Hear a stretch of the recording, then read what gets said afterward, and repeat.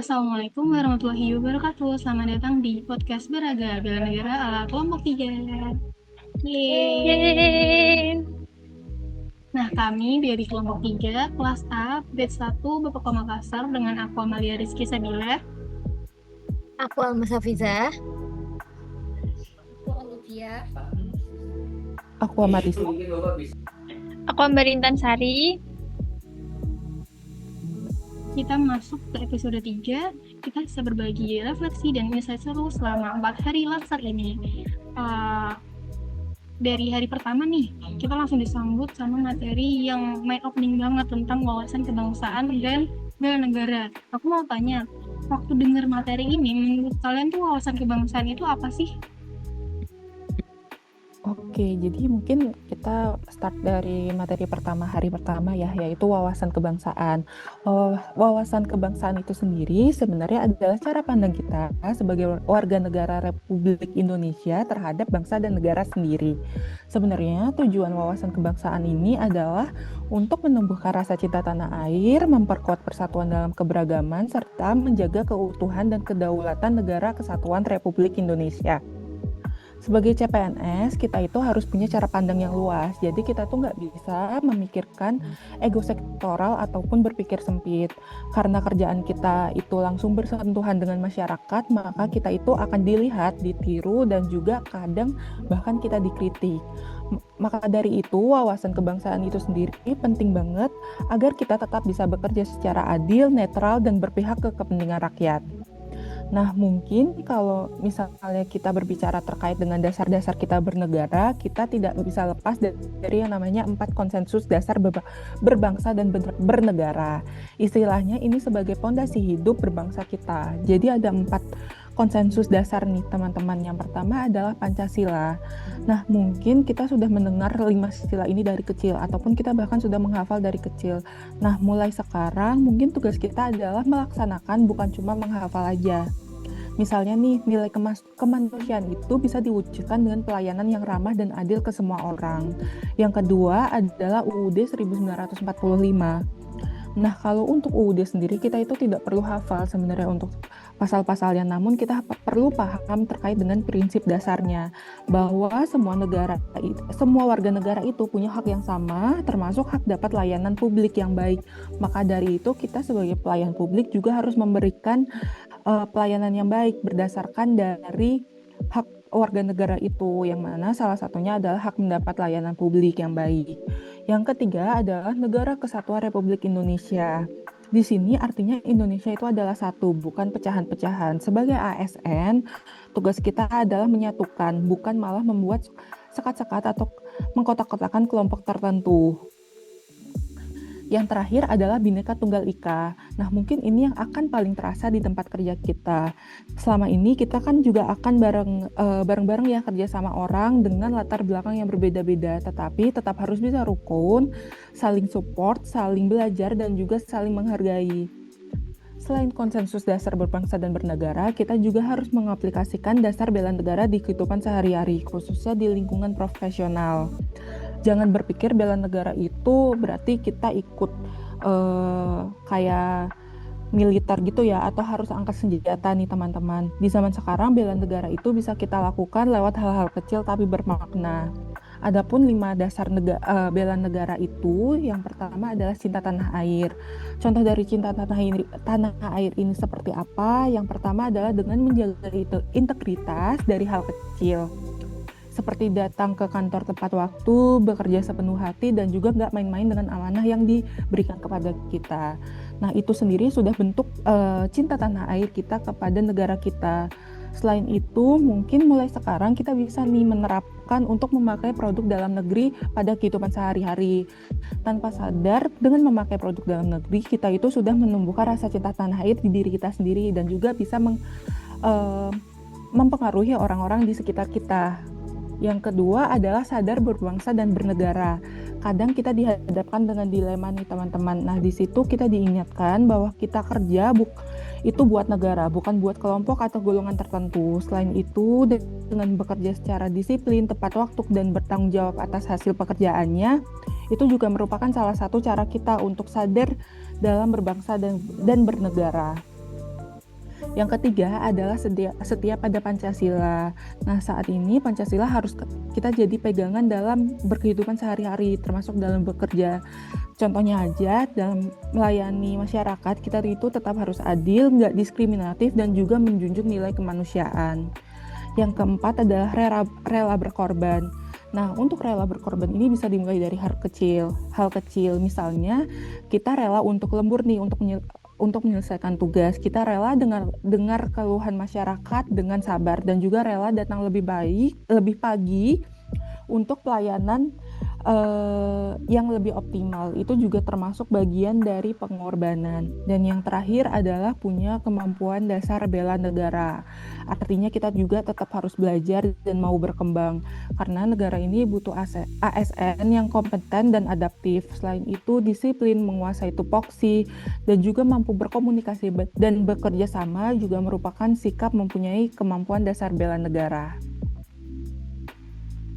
Wah, keren banget nih insight dari Kak Marisa. Jadi bekal pentingnya yang selalu relevan buat kita nantinya. Nah, di hari kedua nih kita ditempa sama isu-isu yang kita diharuskan nih buat peka buat isu-isu terkini yang kadang suka bikin kita bingung saking banyaknya. Ada yang bisa sharing nggak tentang hal ini?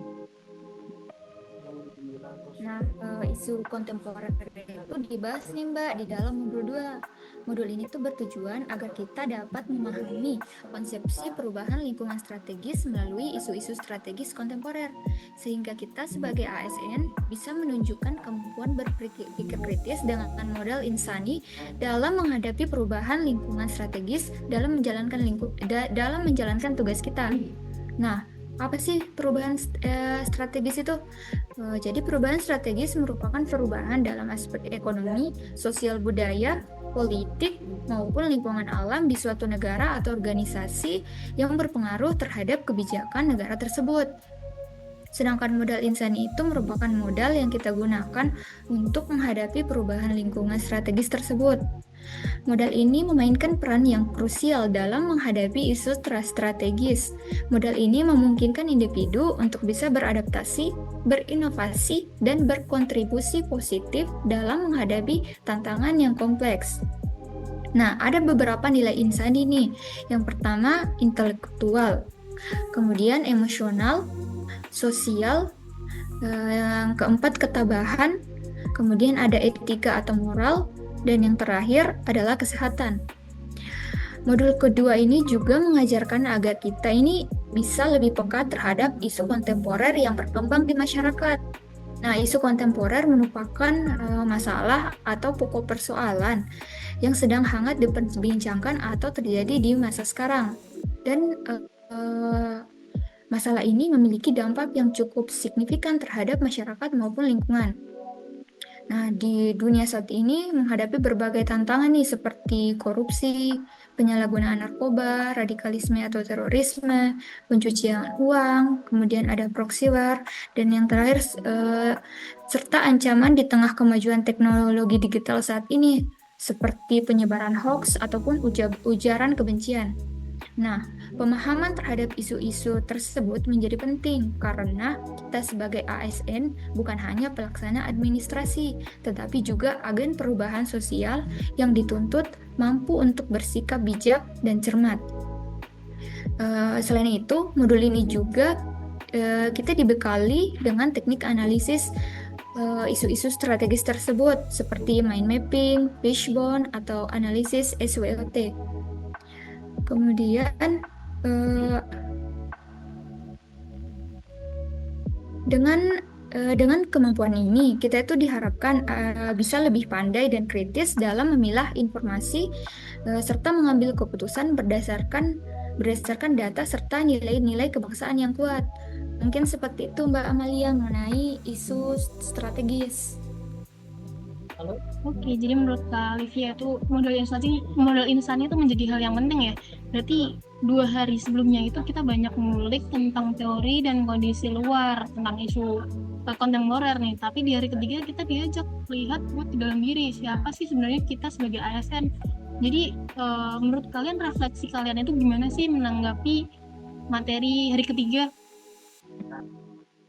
Nah, Di materi ketiga itu kita belajar terkait algoritma kebangsaan. Mungkin dari materi yang telah kita pelajari sebelumnya, Mbak Amalia, menurutku yang paling menarik untuk dibahas itu adalah algoritma kebangsaan. Mengapa? Alasannya karena algoritma kebangsaan ini dapat dijadikan sebagai solusi untuk isu-isu kontemporer yang ada di Indonesia. Mengingat realitas kebangsaan saat ini cukup memprihatinkan. Hal ini dikarenakan masih banyaknya polarisasi sosial dan apatisme generasi muda, krisis identitas kebangsaan di era digital, dan masih adanya tantangan multikulturalisme dan globalisasi. Algoritma kebangsaan sendiri merupakan konsep atau gerakan yang bertujuan untuk memperkuat nilai-nilai kebangsaan, persatuan, dan kesatuan Indonesia, terutama di kalangan generasi muda melalui pemanfaatan teknologi dan media sosial. Untuk dasar konseptual algoritma kebangsaan sendiri, yang pertama ada Pancasila sebagai core engine, yang berarti Pancasila merupakan dasar fundamental yang menjadi sumber nilai, prinsip, dan panduan dalam seluruh aspek kehidupan berbangsa dan bernegara Indonesia. Pancasila sendiri bukan hanya sekedar kumpulan 5 sila, tetapi juga menjadi pedoman dalam berpikir, bersikap, dan bertindak bagi seluruh warga negara. Kemudian yang kedua itu ada Undang-Undang Dasar 1945 dan Bhinneka Tunggal Ika yang disebut sebagai protokol, yang berarti memiliki makna penting dalam konteks pemersatu bangsa dan kesatuan bangsa Indonesia. UUD sendiri adalah konstitusi negara yang menjadi landasan hukum tertinggi, sedangkan Bhinneka Tunggal Ika adalah semboyan yang menekankan pentingnya persatuan dalam keberagaman. Keduanya ini menjadi acuan dalam menjaga keutuhan dan stabilitas negara. Kemudian yang ketiga itu ada RPJPN atau RPJMN sebagai peta jalan pembangunan. Hal ini dikarenakan RPJPN menetapkan visi, misi, dan arah pembangunan nasional untuk jangka waktu 20 tahun ke depan. Sedangkan RPJMN menjabarkan tahapan pelaksanaan RPJPN dalam jangka waktu 5 tahun. Oleh sebab itu, mengapa RPJPN atau RPJMN disebut sebagai peta jalan pembangunan? Kemudian untuk algoritma kebangsaan sendiri memiliki nilai inti ya Mbak Amalia. Nilai inti algoritma kebangsaan sendiri ada nilai keadilan, nilai gotong royong, nilai inklusivitas, nilai integritas, dan nilai kepeloporan. Menurutku, banyaknya media teknologi saat ini membuat algoritma kebangsaan menjadi sangat efektif untuk dilakukan. Kenapa? Karena kita bisa menyebarkan konten-konten positif di media sosial sehingga dapat dijangkau oleh seluruh masyarakat. Selain itu, algoritma kebangsaan juga sebagai bahan refleksi seberapa cintanya kita terhadap bangsa ini sehingga kita dapat memperbaiki hal-hal yang menurut kita perlu diperbaiki dalam rangka berkontribusi untuk kemajuan bangsa. Seperti itu, Mbak Amelia. Ya, aku setuju banget nih sama statementnya Kak Ambar. Dan di era digital nih, kalau aku bisa nambahin, kita itu juga harus mengcoding ulang nilai kebangsaan lewat konten, narasi, dan cara kita berinteraksi. Dan menurutku peran ASN muda dalam berbangsa itu menjadi materi yang penting untuk kita pelajari, karena ASN itu bukan hanya pelaksana kebijakan, tapi eksekutor nilai-nilai kebangsaan.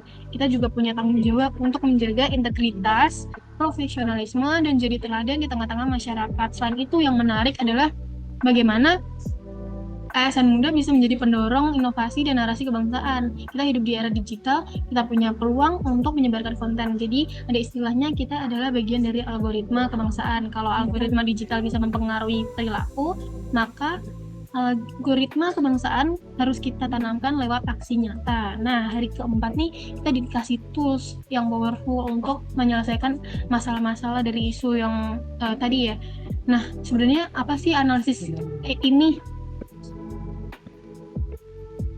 Oke, izin menjawab ya Mbak Amalia. Jadi di hari keempat ini kita dapat materi tentang teknik analisis isu kontemporer, di mana topik ini tuh cukup menarik dan penting banget gitu kan, tentang analisis isu-isu kontemporer gitu. Jadi dari materi ini kita jadi semakin paham kalau ternyata isu itu nggak cuma sekedar kabar atau berita heboh, tapi ada proses berpikir yang lebih dalam untuk bisa menganalisis secara sistematis isu-isunya gitu. Kita belajar gimana caranya menganalisis isu kritikal, mulai dari isu yang current, emerging, sampai potensial gitu.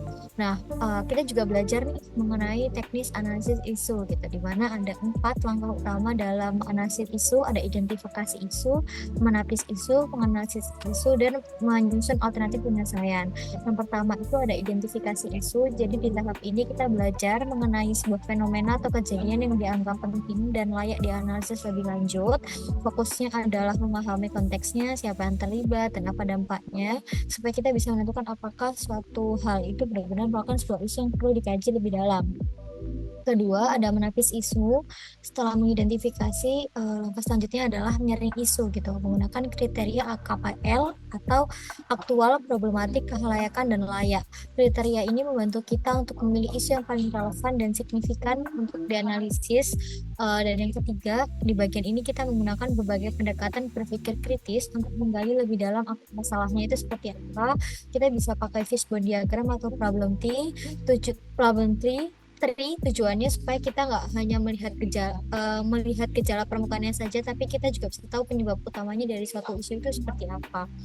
Dan yang terakhir itu adalah setelah kita tahu nih akan masalahnya apa, baru kita bisa menyusun alternatif solusinya gitu. Dimana solusinya itu harus logis, realistis, dan bisa dijalankan dalam konteks kebijakan atau kondisi yang ada. Kita juga belajar pentingnya mempertimbangkan dampak dari tiap solusi dan memilih mana yang paling efektif dan berkelanjutan. Dan jadi dari proses ini kita jadi sadar bahwa menganalisis isu itu nggak bisa salah-salah, harus ada tahapannya, pendekatannya, dan data yang cukup.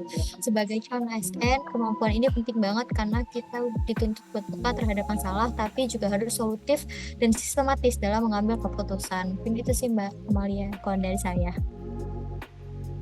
Keren banget ini pendapatnya dari Kak Mas. Jadi luar biasa ya obrolan kita hari ini. Mulai dari wawasan kebangsaan, algoritma kebangsaan, hingga teknik analisis isu. Nah, semua itu akan menjadi bekal yang penting buat kita. Jadi teman-teman, tugas kita tuh tidak ringan ya, tapi dengan semangat bela negara, kolaborasi, dan komitmen yang kuat, kita bisa nih membuat negara ini menjadi lebih kuat. Terima kasih sudah mendengarkan podcast Braga Bela Negara kelompok 3 di episode ketiga ini. Semoga podcast ini bisa menjadi pengingat ASN kalau kita punya tanggung jawab yang besar. Sampai jumpa. Waalaikumsalam warahmatullahi wabarakatuh. Dadah. Bye-bye. Sampai jumpa.